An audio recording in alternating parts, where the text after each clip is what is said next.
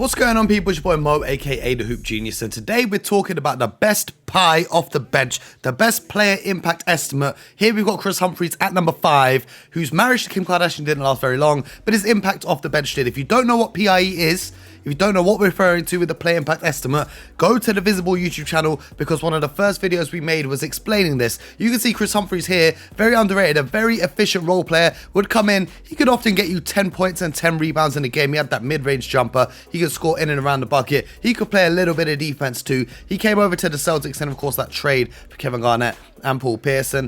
Now the Brooklyn Nets are looking like contenders. They all say Brooklyn won the trade, but at the time, these role players were surprisingly effective, and the players the Celtics sent over to Brooklyn surprisingly weren't. But at number 4 on this list, we've got European legend Mehmet Okur, who had a 5.4% player impact estimate off the bench in 2004. Some of these Utah Jazz teams were super fun. Looking at AK-47 on this roster as well, but Mehmet Okur and D. Will, these were fun squads. The Utah Jazz now, not so fun for me, but I love what Mehmet Okur used to bring. You can see here, Viziball gives you a full breakdown of the statistics in a year-by-year basis. This isn't stats over an entire career. This is just for that single season in 2003 to 2004. And at number 3 on the list, we've got Muggsy Bogues, one of the shortest players to ever play in the NBA, but he had an excellent impact coming off the bench. As you can see, he did not let his height hinder him. He could get inside, score with some crafty finishes. He was a great passer as well, finding his teammates, sells the defender on a pump fake with a bullet pass on the inside, and defensively, he came up with a steal on Mr. Michael Jordan. Not a lot of people in the world could ever say that.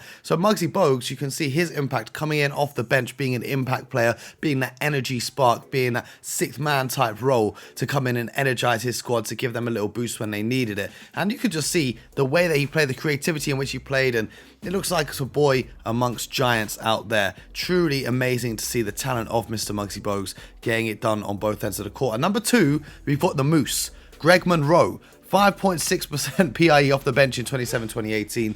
He seems to have played on almost every team in the Eastern Conference. Greg Monroe gets busy down on the block. That's where he lives, that's where he resides, so he's going to be quite efficient when it comes to scoring, because almost everything is in and around the bucket. And once again, you can see the Viziball stats for Greg Monroe. Here, you got Shane Larkin dropping off a nice little pass. He was one of the most underrated players in the NBA. He went over and killed Europe. Now he's the MVP of European leagues, but Greg Monroe off the dribble, showing them a little something. With a little pick and roll game going, he can catch those little passes on the inside and finish strong at the hoop.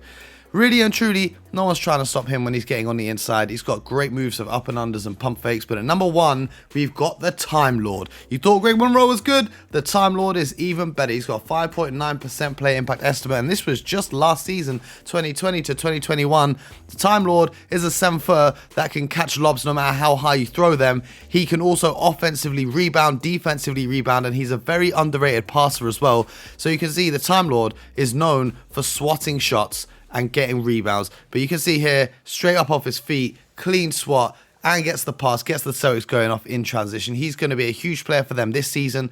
Obviously, now they've got Al Horford, they're going to rely on the Timelord to bring that youth and energy to the squad, because Uncle Al's getting up there in the years. But you know, he's been an excellent player and an excellent find late in that first round of the NBA draft.